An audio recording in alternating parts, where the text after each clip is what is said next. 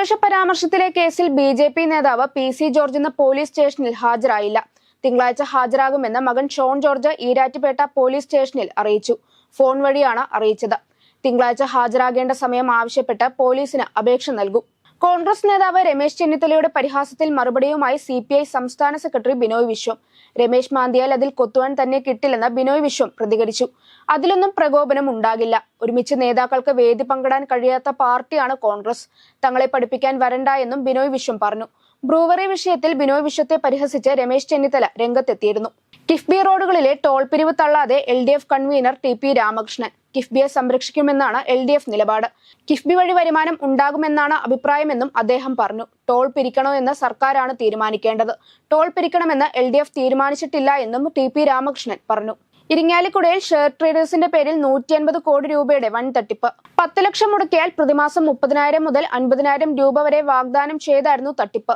Billions ബീസ് എന്ന പേരിലുള്ള നിക്ഷേപ പദ്ധതിയാണ് പൊളിഞ്ഞത്. 32 നിക്ഷേപകരാണ് തട്ടിപ്പ് നടത്തിയ ഇരിങ്ങാലിക്കുട ആസ്ഥാനമായി പ്രവർത്തിക്കുന്ന സ്ഥാപനത്തിനെതിരെ പരാതി നൽകിയത്. ഇരിങ്ങാലിക്കുട പോലീസ് ഇതുവരെ 4 കേസ് രജിസ്റ്റർ ചെയ്തിട്ടുണ്ട്. മുതിർന്ന CPIM നേതാവ് G. സുധാകരനെ പരിഹസിച്ച് SFI നേതാവ് AA അക്ഷയ്. ഈ മണ്ണിൽ ഇനിയും അനേകായിരങ്ങൾ പുതിയ നേതൃത്വവുമായി ജനിക്കും.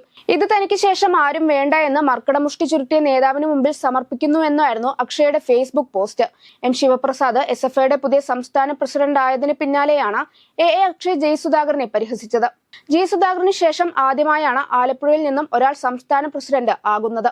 ഇൻവെസ്റ്റ്മെന്റ് കേരള നിക്ഷേപ സംഗമത്തിന്റെ സമാപന ദിവസം കേരളം കാതോർത്തിരുന്ന ലുലു ഗ്രൂപ്പിന്റെ നിക്ഷേപ പ്രഖ്യാപനവും എത്തി. 5000 കോടി രൂപയുടെ നിക്ഷേപങ്ങൾ കേരളത്തിൽ നടക്കുമെന്നാണ് ലുലു ഗ്രൂപ്പ് ഇന്ന് പ്രഖ്യാപിച്ചത്. 15,000 പേർക്ക് തൊഴിലവസരങ്ങൾ ഒരുക്കുന്ന സംരംഭങ്ങൾ കേരളത്തിൽ 5 വർഷത്തിൽ തുടങ്ങുമെന്നും ലുലു ഗ്രൂപ്പ് വ്യക്തമാക്കി. തെലങ്കാനയിൽ നിർമ്മാണ പ്രവർത്തികൾക്കിടെ തുരങ്കം തകർന്നു. 7 തൊഴിലാളികൾ തുരങ്കത്തിനുള്ളിൽ കുടുങ്ങിയതായി ദേശീയ മാധ്യമങ്ങൾ റിപ്പോർട്ട് ചെയ്തു. നാഗർകുർണൂർ ജില്ലയിലെ ശ്രീശൈലം ഡാമിന് പിന്നിലുള്ള തുരങ്കമാണ് തകർന്നത്. തുരങ്കത്തിന്റെ ഒരു ഭാഗത്തുണ്ടായ ചോർച്ച പരിഹരിക്കാൻ തൊഴിലാളികൾ അകത്ത് കയറിയപ്പോഴാണ് അപകടം സംഭവിച്ചത്. തുരങ്കത്തിന് 14 കിലോമീറ്ററോളം ഉള്ളിലാണ് അപകടം നടന്നതെന്നാണ് വിവരം.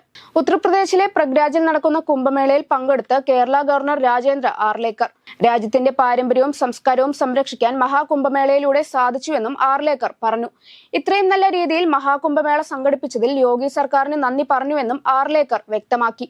രാജ്യത്തിന്റെ പുരോഗതിക്കും ഒത്തൊരുമയ്ക്കും വേണ്ടി താൻ ഗംഗാദേവിയോട് പ്രാർത്ഥിച്ചുവെന്നും ആർലേക്കർ കൂട്ടിച്ചേർത്തു. പഞ്ചാബിലെ ആം ആദ്മി പാർട്ടി മന്ത്രി കുൽദീപ് സിംഗ് ദാൽവാൾ 20 മാസത്തോളം ഭരിച്ചത് ഇല്ലാത്ത വകുപ്പെന്ന് റിപ്പോർട്ട്. ഭഗവൻ മാൻ സിംഗ് നയിക്കുന്ന സർക്കാരിലെ മന്ത്രിയായ ദാലിവാൾ അനധികൃത കുടിയേറ്റക്കാരെ അമേരിക്ക നാടുകടത്തുവാൻ തുടങ്ങിയതോടെ മാധ്യമ ശ്രദ്ധ നേടിയ മന്ത്രിയാണ്. ഒടുവിൽ ഇക്കാര്യം ആം ആദ്മി സർക്കാർ തിരിച്ചറിയുകയും ഗസറ്റ് വിജ്ഞാപനത്തിലൂടെ മന്ത്രിയുടെ വകുപ്പുകൾ സംബന്ധിച്ച് വ്യക്തത വരുത്തുകയും ചെയ്തുവെന്നും ദേശീയ മാധ്യമങ്ങൾ റിപ്പോർട്ട് ചെയ്തു. തുടർച്ചയായി 3-ാം ദിവസവും ഇന്ത്യക്ക് നൽകിവരുന്ന വോട്ടർ ടേൺഔട്ട് ഫണ്ടിനെ ചോദ്യം ചെയ്ത് US president Donald Trump. $21 million തുക സുഹൃത്തായ ഇന്ത്യൻ പ്രധാനമന്ത്രി നരേന്ദ്രമോദിക്കാണ് ലഭിക്കുന്നത്.